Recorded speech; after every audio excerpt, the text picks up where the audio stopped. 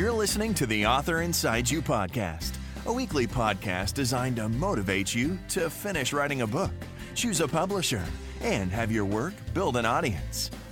Keep listening if you're looking to get propelled into the next chapter of your life. And now, it's the Author Inside You podcast with your host, Leah and Matt Rafferty. Hello, and welcome to the Author Inside You podcast. I'm Matt Rafferty. And I'm Leah Rafferty. Joining us today is Sarah Katz, who works in cybersecurity by day and is a writer by night. She's the author of the science fiction book, Apex 5, and she's in negotiations with Hollywood producers who are considering turning her book into a motion picture. Sarah, thanks for joining us today. Thank you so much for having me. Well, Sarah, that's just wonderful news that your book might become a movie. Can you tell us a little bit about that story? Well, it's definitely a long process. It's a lot of negotiations, and a lot of the time you're going to have to really refine what's called your log line, which is essentially the pitch that you use to encapsulate your novel into something that is digestible by folks in probably a span of 30 seconds to 1 minute. So it can take weeks, if not longer, to just refine that one logline pitch. So that's definitely where it all starts. I have gotten through to some producers, but it is definitely a process, especially when you don't really have any connections. So how did you work on your pitch and how did you come up with your logline? So I've been consulting with two different Hollywood agents, actually, who have been helping me. In particular, they specialize in book to film/TV adaptation. So they've been incredibly helpful. So I guess we should probably go back a little bit and talk about how you wrote the book and how you came to write a science fiction book. I've technically been brainstorming Apex 5 for about the past 15 years, so it's definitely been a long time coming. That said, the plot has evolved immensely. It almost isn't identifiable with what it was almost 2 decades ago, and it's definitely grown and evolved according to my imagination, but also, and I would say primarily based on my life experiences and observations about the world. So when did you start writing the book? Actually, writing the book was spring 2017. Oh, okay. But you've been thinking about it for, what did you say, 2 decades? Pretty much since I was 11. Wow. Okay. That's pretty cool to hang on to an idea and then make it a reality. Yes. Did you write things down since you were 11, or did you just remember it all in your mind, or what was your process? Yeah, I've definitely, had some periods where I wouldn't really think about the book at all, but it's always kind of been there in the back of my mind. I actually wrote my first novel towards the end of high school that is unrelated to Apex 5, but it was on a much smaller scale. There wasn't really any world building in it. So Apex 5 was really on the back burner for a while because I was pursuing other things. I was working. I was in high school, then university, and then graduate school. So there were really other obligations. But Apex 5 just the whole time kept on simmering in the background.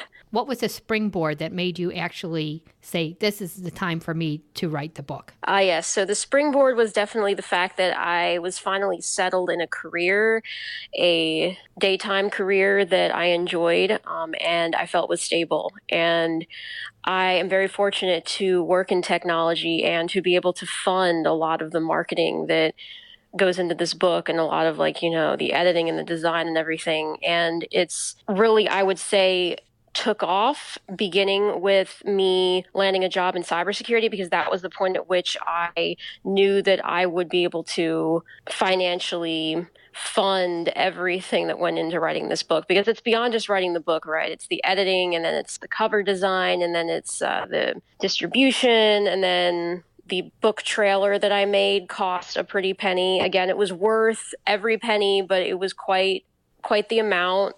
Yeah, so let's talk about your book trailer. That is a very impressive book trailer. So people need to go to your website and check it out, which is authorsarahkatz.com. And in it, it looks like a movie. We've seen other trailers and they've been animated or... It's a lot of text over correct. a background. But yes. But you have voiceover. You have actors and actresses and sound like, effects. Oh, wow, this is really cool. So tell us about putting that together. So it was definitely not all my idea. It was definitely, I would say, 50% the book trailer producer with whom I worked. He took a look at the book summary and he read most of the book too. And he told me up front that, okay, this trailer is going to need actors. It's going to need on-screen actors. And he said, not all, or even probably the majority of book trailers necessarily need that. Like, you can get away with like what you were saying, animation or voiceovers, but he's like, this is going to need actors, and specifically also including a child actor, which is definitely not something I think you necessarily see a lot in book trailers. Yeah, it was just like a lot of preparation and creativity went into it, and I'm very thankful for the producers for that. Were you there when it was put together? I mean, I had the final say for the edit cuts, but unfortunately I don't live in LA and this group is located there, so I wasn't really able to like meet any of the actors in person, which would have been neat, but I mean, The final product was great. The idea of the trailer is to get people interested in the book, or was it ultimately to get people, not necessarily to get producers interested in making the movie? No, actually, the one agent who I've been consulting with, he said that the book trailer is actually pretty poor for pitching to producers, because he's like, all I could tell from it are like people are in danger. And I was like, well, actually, that might be it might behoove like actual movie trailers to be a little more like that, because they tend to kind of show the whole movie these days. You're like, geez, yeah. Right. I feel that way when we go to the movies and you see a movie trailer, you know everything but the last scene. Yeah. Exactly. Yeah. So, I mean, the book trailer, that being said, was definitely more to entice people to read the book, because it really covers the book's opening scene. And then also we were looking at your blog, and I really like how you have your topic and then there's a different background. Then you scroll on to the next topic and it's a different background. Did you create that? WordPress lets you play around with the template. Full disclosure, I'm still discovering how to make use of the menu feature, because right now my main page is my blog, which is okay, but it's not so easy for users to navigate and find like the page is specifically dedicated to Apex 5 or the about the author or anything like that. So, but the blog is where I showcase other authors. I maintain that that's probably the most important page on the webpage. Oh, it looks on the very blog. nice. Yeah, it's very nice. It does look. It does look great. Job. And Thank I you. saw that you give shout outs to other authors. To put it bluntly, there are thousands and thousands of independent authors, and a lot of us write genre fiction. So specifically fantasy, sci-fi. It has a lot of world building, and I really think that there are so many undiscovered worlds out there, like probably a plethora of hidden gems that are just not really like being exposed as much as they should be. And I mean, to be honest, like probably the primary motivating factor for why I would want to grow in terms of screen adaptation or anything like that is really so that I could help other authors, because there are just so many. I mean, with the world building too, but I mean, like even expanding beyond that, there are a lot of indie authors too who's just, their writing talent is incredible. Mm-hmm. And I mean, you can sample a piece and it's like you could be reading something from Stephen King. Like there's really like it seems like we're on the same page. We both want to help and motivate other authors. Yes, all of you independent authors out there, I encourage you to first find a proofreader and present your work to at least 3 different beta readers. For those of you who don't know, a beta reader is someone who wants to read your book just for enjoyment, but they will also suggest to you continuity errors that could be changed. I always tell people that once you've had your book beta read and proofread, at that point, it's probably going to be a pretty solid read. So you really don't have to worry so much about people critiquing it in terms of like, oh, the story doesn't make any sense or anything like that. Like, you know, the naysayers, and indie authors will hear a lot from the naysayers. The Author Inside You podcast is so excited to be joining forces with Scribblefile. If you've been listening to our podcast, most likely you want to become an author, but it can be overwhelming. Where do you start? Who do you turn to? That's where Scribblefile comes in. So the cool thing is that you can upload your work to Scribblefile, and other writers will give it a critique and give you examples of how you can change it for the better. And then, in turn, you can critique other writers' work on Scribblefilecom. But you might be saying to yourself, I don't know anything about critiquing. How am I going to critique someone else's work? It turns out that on Scribblefilecom, there are articles and examples on the best way to critique so that you can be more productive and give more positive feedback on your critiques. So the wonderful thing about Scribblefile is that you will build your confidence as being part of this community. And you can build your skills as a writer. If you're interested in becoming a member of the Scribblefile community, check out Scribblefilecom, Scribopphile, Scribblefilecom. Or you can go to theauthorinside.you.com, and we have a link right there on our homepage. Well, Sarah, what are you doing for book promotion? So I will be exhibiting at Silicon Valley Comic-Con in August. And other than that, it's really just about the daily social media promotion. It sounds easier than it actually is. Obviously, it's free to do, but especially when you have like another pretty demanding job, you can, I don't know, it can be pretty easy to just say, oh, well, you know, I won't promote today, but you have to keep at it. You have to keep at it. Otherwise, the sales on Amazon are going to, just like, you know, those rankings are going to just tank. Well, that's a problem. Many of our authors say that, you know, that you write this book, but they're not really business people. And now, oh boy, or marketing people. And now they have to figure out how to sell it. And it's difficult.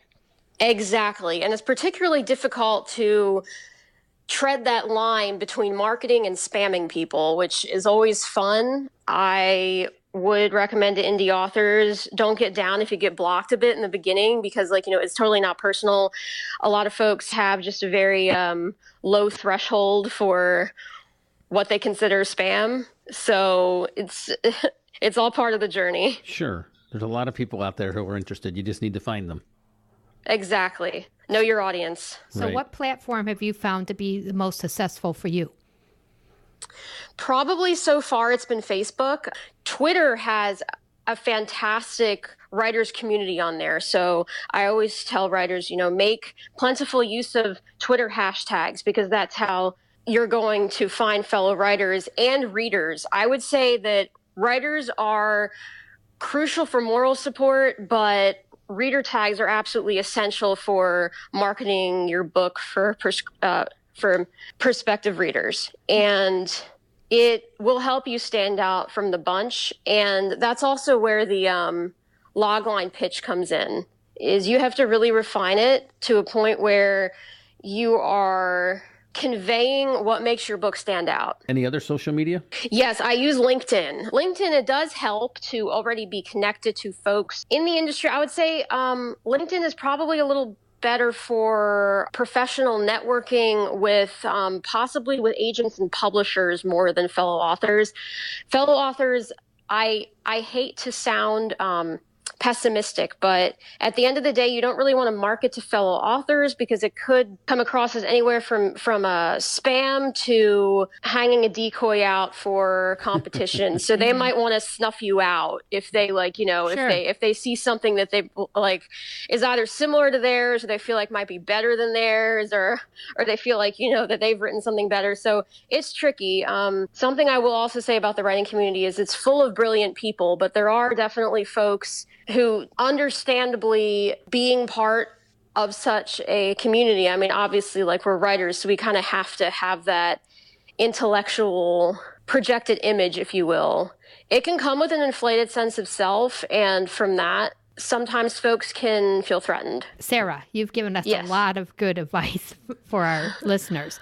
But is there anything else you'd like to tell them? I want to say that all of you authors out there, if you believe that you have an idea that just needs to be shared, just keep on building it, growing it, and promoting it. Don't let anything discourage you, because you are so not alone, and you just really have to stick with it. Yes, that's good advice. People have told us that before, and it's always good to hear it again, because I think that is very difficult, because there's always people who are going to say, What? That you think that's a good idea? Or who's going to listen to you? Or why do you think you can write? So I think it's wonderful to keep hearing. So how do you keep yourself inspired? Well, I'm working on the sequel right now for Apex 5, and it's really just a matter of the need to create this world just isn't showing any signs of stopping anytime soon, and I'm just so excited to continue building the world. Sarah, what's a good way for people to get in touch with you? You can follow me at author Sarah Katz on Twitter, and my blog is hosted at authorsarahkatz.com. Great. Fantastic. Well, thanks for joining us today, Sarah. Thank you so much for having me. If you enjoy the Author Inside You podcast, please click subscribe, and that way you won't miss any future episodes. Until next time. Right on. Thank you for listening to the Author Inside You podcast with your host, Leah and Matt Rafferty.